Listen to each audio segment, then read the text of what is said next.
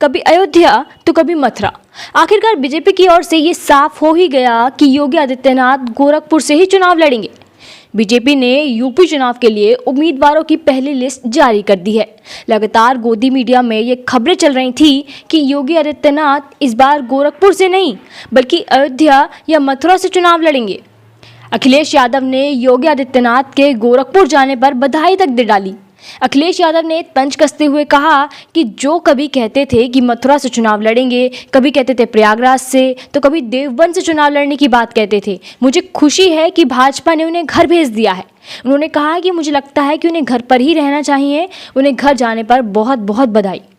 योगी आदित्यनाथ के गोरखपुर से चुनाव लड़ने पर रवीश कुमार ने अपने फेसबुक पोस्ट में गोदी मीडिया को घेरते हुए लिखा है कि अयोध्या और मथुरा से योगी का पलायन, गोरखपुर से लड़ेंगे, क्या करे अब गोदी मीडिया। बीजेपी धर्म के नाम पर माहौल बनाने में उस्ताद है। इस पार्टी के एक सांसद हैं हरनाथ सिंह यादव। इन्होंने 3 जनवरी को अपने राष्ट्रीय अध्यक्ष को पत्र लिखा। उसमें लिखा कि यह पत्र भगवान श्री कृष्ण ने लिखने के लिए प्रेरित किया है कि योगी जी मथुरा से चुनाव लड़ें।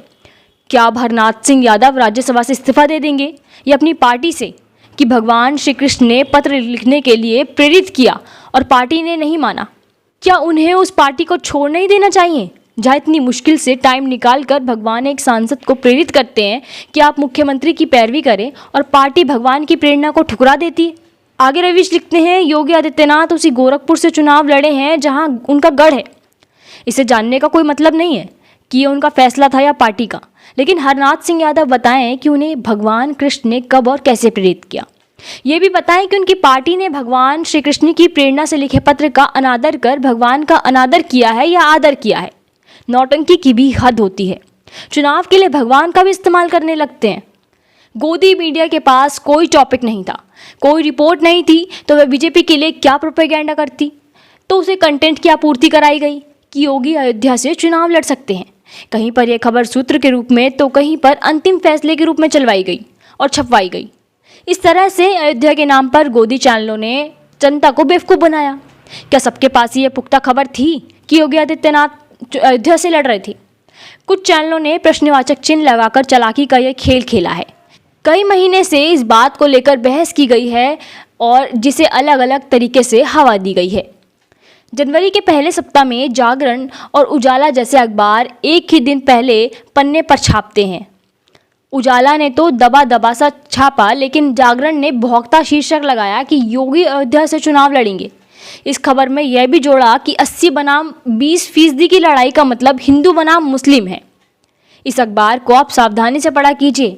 बहरहाल अब यही फैसला हुआ है कि योगी आदित्यनाथ गोरखपुर से ही चुनाव लड़ेंगे। जब वहीं से लड़ना था तो फिर अयोध्या और मथुरा के नाम पर माहौल क्यों बनाया गया?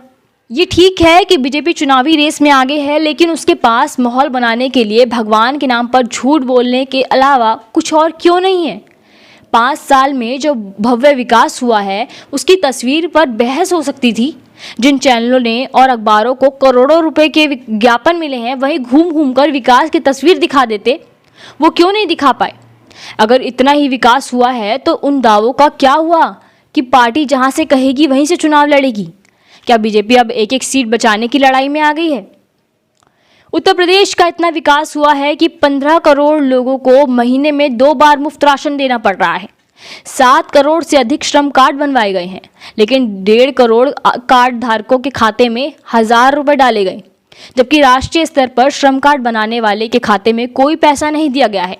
क्या ये कार्ड इसलिए बनाया गया है ताकि एक नए सेगमेंट को जोड़ा जाए और उसके खाते में 500,000 रुपये देकर वोट खरीदा जाए?